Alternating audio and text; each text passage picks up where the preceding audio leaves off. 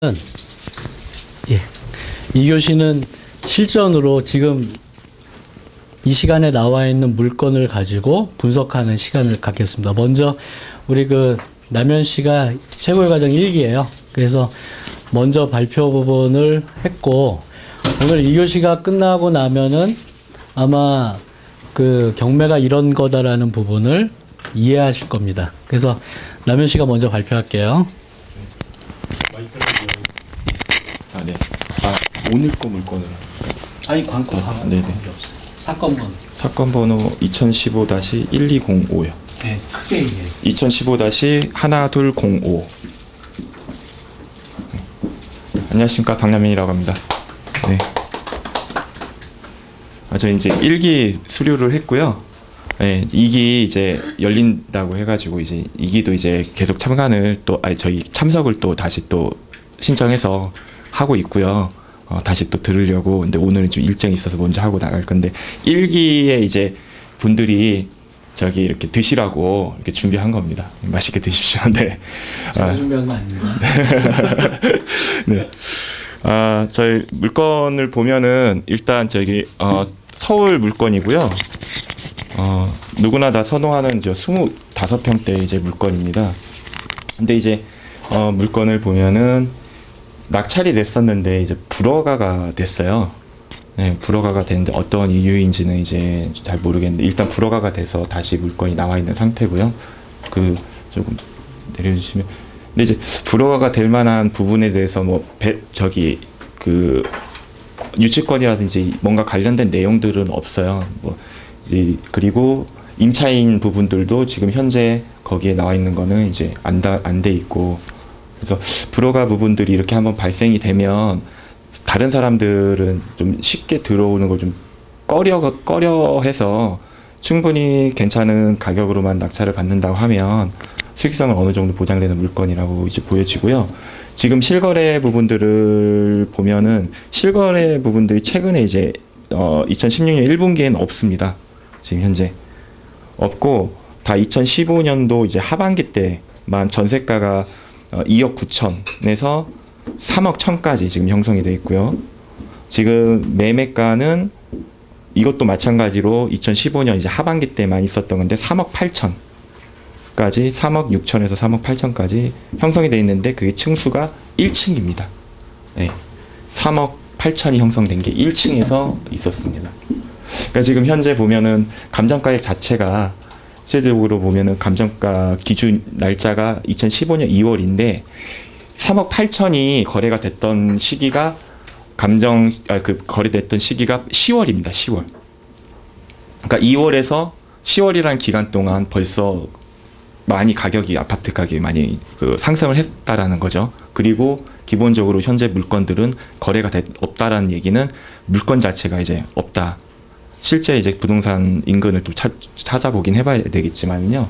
실제 이 상황을 봤었을 때는 물건이 없기 때문에 충분히 임대 수준으로 낙찰 받으면 괜찮은 수익이 발생되지 않을까 지금 판단이 되는 물건입니다. 자, 그러면 이제 오늘 첫 수업이니까 물건이 이렇게 나오면 대한민국의 모든 경매 물건은 대법원 인터넷 경매 사이트에 다 올라옵니다. courtauction.or.kr 또는 auction.or.kr 들어가면 이 물건이 나와요. 근데 이제 대법원에 올라와 있는 물건 부분을 보는 건 초보자들이 보기에는 조금 익숙하지가 않아서 이런 사설 경매 부분에 대한 사이트에 가입을 합니다. 무료 회원으로 가입을 하시면 돼요. 가입을 해서 물건을 보면 처음에 이제 물건이 나오면 뭘 보시냐면 아까 얘기했던 감정가가 2005년 5월 14일 감정 부분이 3억 5,700이죠. 그 다음에 최저가 2016년 4월 6일 날 입찰을 하는데 최저가가 2억 8,560. 근데 여기 낙찰을 3억 6,777만 원의 낙찰을 받았어요. 몇 명이 들어와서? 16명이 들어와가지고 낙찰을 받은 거죠. 불허가 난 거는 여러 가지 이유가 있는데 낙찰받은 사람이 불허가 신청을 하는 경우가 대부분이고, 두 번째는 본인이 낙찰을 좀 높게 받아가지고 이거를 불허가 내달라고 요청한 경우가 두 번째. 세 번째는 없습니다. 그 첫 번째하고 두 번째 부분에서 불허가가 나고요. 그리고 이제 이건 낙찰자의 의도가 아니라 채권자하고 채무자가 이 부분에 대해서 이런 사항이 빠졌으니까 불허가를 내주십시오라고 하면 법원의 경매 담당계가 남부지원의 구계가 그거를 받아들이는 경우가 많아요. 그래서 불허가가 나는 경우. 그래서 특별한 사유는 없고 그런 불허가가 난 거죠. 근데 일반인들은 이렇게 불허가가 나면 뭔가 권리에 문제나 하자가 있다라고 판단을 해요. 그래서 일반인들은 불허가가 난 부분을 꺼립니다. 그러면 이제 여기에 권리에 하자가 있는지를 보는 권리에 대한 분석 방법을 알려드릴게요. 물건이 이렇게 나오면 점유하고 있는 점유자가 소유자인지 임차인인지를 먼저 확인하면 돼요. 근데 여기 보시면 폐문부제로 안내문을 남겨두고 왔으나 아무 연락이 없어 점유관계 미상이나 전입세대 열람 내역 및 주민등록 전입세대가 소유자 세대뿐이므로 그 주민등록에 의하여 작성함. 소유자 이외에 주민등록 전입세대주 없음. 말은 긴데 그냥 간단하게 딱 보면 소유자 점유예요. 그냥 소유자 점유. 소유자가 점유하거나 임차인이 점유하거나 하면 명도에 문제가 전혀 없다. 자, 그럼 명도에 문제가 없고 그 다음에 등기부 현황을 보면 맨 먼저 이 집에 근저당이나 가압류, 압류를 잡은 부분 쓰시지 않아도 돼요. 여기 보세요. 여기 쓰셔도 모릅니다. 여기 보세요. 1순위 처음에 소유권 이전하고 나서 근저당이 설정되어 있거나 압류가 설정되어 있거나 가압류가 설정되어 있거나 압류가 설정되어 있는 것 중에 소유권 이전 다음에 나오는 거, 이거를 경매 법률 용어로는 말소 기준 등기라고 해요. 말소, 그러니까 1순위 권리자가 누구냐가 판단되는 거죠. 1순위 권리자가 누굽니까, 여기? 개인이 법인 부분에서 근저당을 1억 9,500을 설정한 거죠. 이게 1순위예요. 이 1순위 부분에 모든 근저당, 저당, 가압류, 압류 이런 부분은 경매로 낙찰 받잖아요. 권리가 다 소멸됩니다. 자, 권리 분석 끝났어요. 대한민국의 모든 물건은 99.9%가 이 부분에 다 포함이 돼요. 그럼 권리 분석하는 부분에 1개월, 2개월 학원에서 소요할 이유가 전혀 없죠. 근데 왜 이걸 어렵게 가르칠까요? 한 달, 두 달. 이론을 길게 가르쳐야 수강료를 많이 받거든. 근데 우리는 이론이 아니잖아요. 실전입니다. 자, 모든 부분의 권리가 소멸된다라고 해서 다 소멸이에요. 그럼 이 부분에 대한 물건은 권리도 문제가 없고, 그 다음에 점유자도 소유자가 점유하니까 가장 문제가 없죠. 경매 물건으로 치면 난이도 최하. 가장 그냥 일반인들이 선택하기 무난한 거. 그런데 아까 리스크가 일반인들이 뭐라고 했죠? 불허가를 받았기 때문에 지레 짐작을 하죠. 뭐라고? 이 물건에 하자가 있구나. 뭔가 보이지는 않아서 내가 들어가기 좀 그렇다. 우리 보험용어로 그러잖아요. 예단하지 말라고. 미리 단정 짓지 말라고. 하자가 지금 방금 배웠죠? 전혀 없어요. 아주 심플한 물건입니다. 초등학교 중퇴도 해요. 배우면. 그죠? 자, 그럼 여기에서 중요한 건 이제 시세 그리고 전세가 부분이 가장 중요해요. 자, 다시 남현씨 나와서 이 낙찰가를 어느 정도 판정할 생각이세요? 지금 보면은 인근에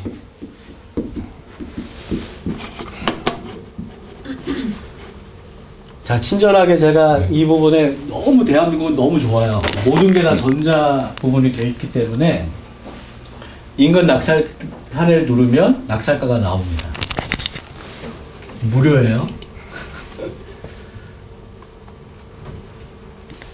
여기 이제 인근 낙찰 사례를 보면 이제 나오는데, 근데 이제 최근하고 좀 거리감이 이제 상당히 떨어집니다. 그래가지고 사실은 자, 보시면 2015년이 마지막이죠. 마지막인 부분이란 뭐랄까요? 여기 영등포구 양평동의 아파트들은 경매로 거의 안 나온다. 왜? 안 팔려서 안 나오는 게 아니라 물건이 없다. 일반 매물도 없어서 경매는 더더군다나 없다. 근데 경매로 나왔다. 그럼 뭘까요? 돈이 된다. 그죠? 자. 네. 그래서 낙찰가액을 여기 보고 산정을 할 필요는 없을 것 같고요. 그래서 지금 현재 봤었을 때 일단 이제 누적은 근데 조금 많습니다.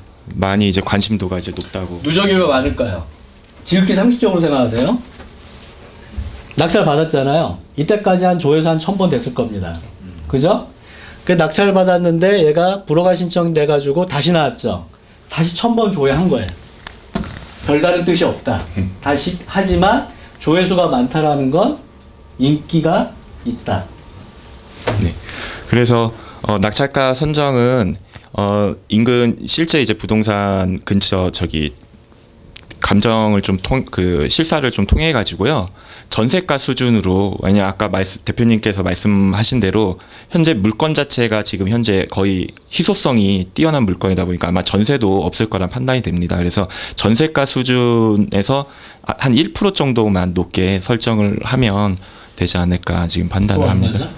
그러면은 지금 전세가가 아까 3억 1천. 네네 3억 1천이 그게 이제 작년 10월 정도 형성된 전세가입니다. 그러면 낙찰가를 어느 정도? 낙찰가는 한 10% 하게 되면은 3억 1,700 정도. 3억 1,700. 자, 우리 박남현 씨는 3억 1,700으로 입찰가를 선정을 했어요. 자, 그러면 이 입찰가 선정한 게 근접한지 우리 한번 이 역으로 한번 추산해 봅시다. 최근에 이 입찰받은 건 없지만 전용 면적 25.7평, 계약 평수는 30평대 초반. 최근 이 낙찰 사례를 다시 한번 보면 전용 면적 25평에 해당되는 부분에 2015년 6월 24일이 감정가 수준에서 94%의 낙찰이 됐죠. 최근에. 그 다음에는 2013년. 이거는 이제 볼 필요가 없죠. 그죠? 그럼 이 94% 부분에서 몇 명이 입찰에 참여했는지 한번 볼까요? 8명이 입찰을 참여해서 93.89%가 낙찰이 된 거죠. 감정가에. 그죠? 그럼 8, 9%보다 일단은 높게 잡으면 돼요. 기본적으로. 93.89%보다 높으면 몇입니까? 93.9% 또는 94%. 그죠? 근데 이거는 감정가에. 자, 그럼 우리 이 물건의 감정가는 얼마였죠? 이거죠? 네. 감정가 얼마로 써 있습니까? 3억 5,700에 94%. 얼마죠? 3억 3,558. 3억 3,558. 저 같으면 이렇게 썼어요. 그러면 우리 남현 씨하고 같이 들어온 거예요. 남현 씨는 3억 1,700. 저는 3억 3,558. 낙찰이 중요한 게 아니에요. 얼마나 남는 가격이 형성되느냐. 이걸 이제 보자 이거죠. 자, 매물이 하나도 없어요. 전세 매물도 없고. 그런데 매매가 된 게 작년 2015년 10월에 1층. 1층은 저층이기 때문에 가장 떨어집니다. 매매가가. 근데 이 물건은 2층이잖아요. 도층 개층인데 1층보다 나아요. 단 100만 원 더 비쌉니다. 자, 3억 8천 부분으로 매물이 없으면 어떻게 할까요? 이거를 나중에 낙찰 받아서 4억에 내놔도 나갑니다. 그죠? 근데 매물이 없다라는 전제하에 마지막 거래된 가격을 3억 8천이라고 치고 3억 3,558 계산하기 편하게 3억 3,600이라고 할게요. 경매학원 가면 3억 2,999만 9,999원 이렇게 쓰는 사람도 있어요. 학원에서 그렇게 쓰라 그러거든. 나중에 계산하기 불편합니다. 쓰지 마세요. 계산하기 불편해요. 3억 3,600이라고 했을 때 3억 8천하고 차액이 얼마입니까? 4,400이죠. 4,400만 원. 좋아요. 3억 3,600으로 낙찰가를 산정했는데 실투자 금액. 내가 3억 3,600으로 낙찰을 했을 때 내 돈이 들어가는 금액이 얼마일까요? 아까 가르쳐 드렸죠. 처음에 20% 그리고 플러스 부동산이니까 취득세. 자, 뭐죠? 25.7평 1.1%. 취득세 1.1%에 뭐가 들어가죠? 법무비 0.5%. 법무사가 0.8% 올리는 법무사도 있어요. 그럼 뭐 할까요? 쿨하게 줍니까? 뭐라고 합니까? 뭐라고 하죠? 그냥 깎아라. 한마디만 하면 됩니다. 자, 그러면 1.6%. 그러면 21.6%죠. 21.6%를 3억 3,600에 21.6% 계산하면 얼마예요? 3억 3,600에 7,257만 원.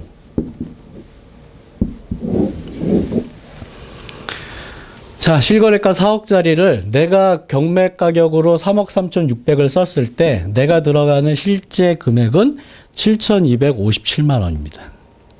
그럼 나는 7,257만 원을 갖고 있죠. 안 갖고 있으면 참여하면 안 됩니다. 안 갖고 있는데 참여하면 꺼야 돼요. 그건 능력이에요. 근데 참고로 낙찰을 받았잖아요. 소유권 이전을 2주부터 할 수 있어요. 낙찰일로부터. 그런데 얼마까지 기다려줄까요? 법원에서. 그것도 중요하잖아요. 자금 계획에. 얼마까지 기다려주냐 하면 서울은 45일,